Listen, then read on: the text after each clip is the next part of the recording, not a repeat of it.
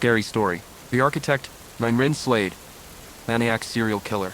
In the sprawling, sun-bleached suburbs of Phoenix, Arizona, where identical stucco houses stretch for miles under a sky that never clouds and the heat shimmers off asphalt like a fever dream, a killer turned construction into confession. His name was Raymond Slade, 42, licensed structural engineer who had spent 15 years designing mid-rise condos, office parks and gated communities across the Valley of the Sun. Clean-cut, polite, always wore pressed khakis and polo shirts even on site visits. Colleagues called him meticulous. Clients called him reliable. No one called him what he really was, the architect. He began building his masterpieces in the spring of 2025. First structure, 24-year-old real estate agent named Brooke Landry. She specialized in luxury desert homes. Her body was discovered inside the skeletal frame of an unfinished spec house in a new development called Solstice Estates, Phase 3, Lot 12. Raymond had been the structural consultant for the project. Brooke was found standing upright in the center of what would have been the great room, arms extended horizontally like roof beams, legs straight down like columns. Rebar rods, field vev, grade, precisely cut, had been driven through her palms, elbows, shoulders, knees, and ankles, then welded to the main structural steel grid of the house. Her spine had been aligned perfectly with a vertical H-beam.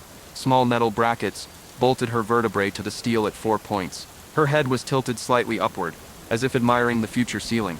A blueprint of the house was rolled and inserted into her open mouth like a scroll. On the plans, in red ink, every load-bearing point that touched her body was circled with the note, perfect load distribution, no deflection. Cause of death exsanguination from the multiple impalements, but slowly over hours. She had been conscious long enough to feel every calculated pound of pressure. The construction crew found her at 7 a.m. when they arrived to pour concrete. The foreman vomited. The site was shut down for 3 weeks. Second project, 28-year-old HVAC technician named Javier Morales. He serviced the air conditioning units in half the new builds in North Phoenix. His body appeared 2 months later inside a nearly completed luxury villa in Paradise Valley, another of Raymond's projects. Javier was suspended horizontally across the open concept living area like a floor joist. Steel cables ran from anchor bolts in the foundation, through his wrists and ankles, then up to the roof trusses. His torso had been opened from sternum to pelvis. Inside, the killer had installed actual ductwork, 4-inch flexible aluminum, routed through the abdominal cavity and out the back, connected to the home's main trunk line. When the system was test-fired before police arrived, warm air blew gently out of the incisions. A small thermostat was wired into his chest wall, set permanently at 72 degrees. A handwritten spec sheet was taped to his forehead, balanced airflow. Static pressure within acceptable limits. Human element enhances acoustic dampening. Third, 26-year-old interior designer named Chloe Voss. She had consulted on finishes for several of Raymond's building. Found in the half-built parking garage of a downtown mixed-use tower, yet another Slade-engineered structure. Chloe was arranged vertically between 2 concrete columns on the 3rd level, body compressed into a perfect I shape to mimic a steel wide-flange beam. Rebar cages had been wrapped around her limbs and torso, then concrete poured around her up to the neck while she was still alive. Only her head protruded from the fresh pour, eyes wide, mouth filled with a rolled set of architectural drawings. When the concrete set, it formed a load-bearing pier with a human core. Spray painted on the wet concrete in precise block letters. Compressive strength. Exceptional. Tensile reinforcement. Adequate. Phoenix went quiet. New construction slowed. Buyers pulled out of contracts. Developers started requiring background checks on every engineer, inspector, and subcontractor. The FBI's Phoenix field office brought in Special Agent Marcus Hale, structural engineering degree from MIT, former site safety inspector, before joining the bureau. He understood blueprints the way most agents understood witness statements. Hale pulled every project file Raymond Slade had touched in the last 5 years, cross-referenced victim locations. Every body had appeared inside one of Slade's buildings, either under construction or recently completed. Each kill corresponded to a specific structural element: column, beam, foundation tie, shear wall. He requested a search warrant for Slade's home office in Scottsdale. They found the drafting room first. Walls covered floor to ceiling with pinned-up plans, not just of commercial projects, but of the victims. Life-sized human blueprints, bones, traced in blue lines, muscles in red, load paths, drawn in yellow arrows showing exactly how weight transferred through flesh to steel to concrete. Stress diagrams calculated shear, moment, deflection, all using actual body weights and tissue tensile strengths. A locked steel cabinet held trophies, small sections of rebar with dried blood and skin flakes, pieces of ductwork cut from Javier Morales, fragments of concrete with Chloe Voss's hair embedded, and the pièce de résistance, a scale model of an entire 6-story parking structure, built entirely from human bone, wired together with thin rebar concrete poured to simulate floors. A tiny brass plaque at the base read, "The final form, load-bearing humanity." Raymond wasn't home.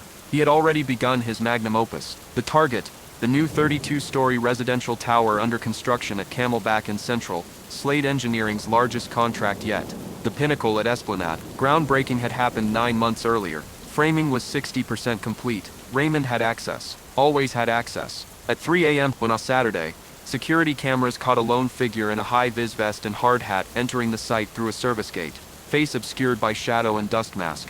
By dawn, workers arrived to find the south shear wall on level 19 transformed. A young woman, 29-year-old yoga instructor named Sierra Kane, had been integrated directly into the structure. She was embedded horizontally into the concrete wall during the night pour. Only her arms, legs, and head protruded from the fresh gray surface like grotesque sculptural relief. Steel reinforcing bars had been driven through her body at calculated intervals, every 12 inches vertically and horizontally, then tied into the main rebar grid before the concrete trucks arrived.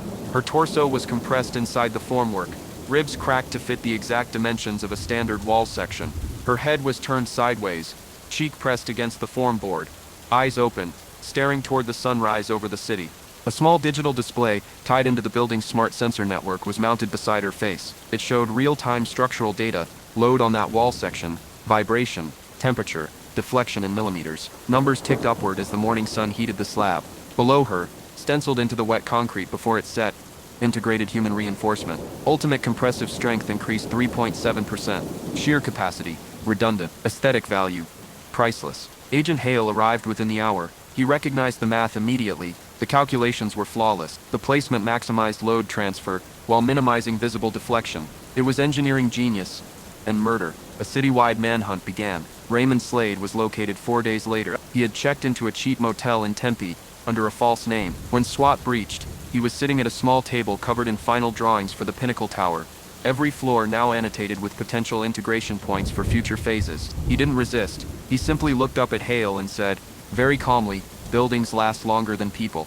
I made her permanent." In federal court, he was charged with 6 murders, the 5 discovered plus Sierra. He represented himself. His defense consisted of one PowerPoint presentation titled, "Human Structure Symbiosis, a New Paradigm in Load-Bearing Design."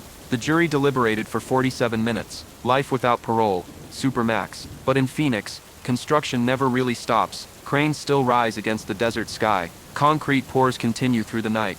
And on certain high floors of half-finished towers, some workers swear they feel an extra resistance when they vibrate a wall, something soft yet unyielding beneath the surface. They never report it, they just pour thicker next time.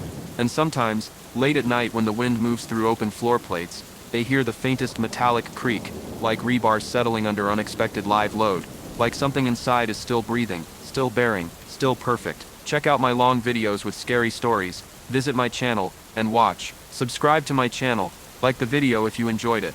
Recommend it to your friends. Check out my videos, friends.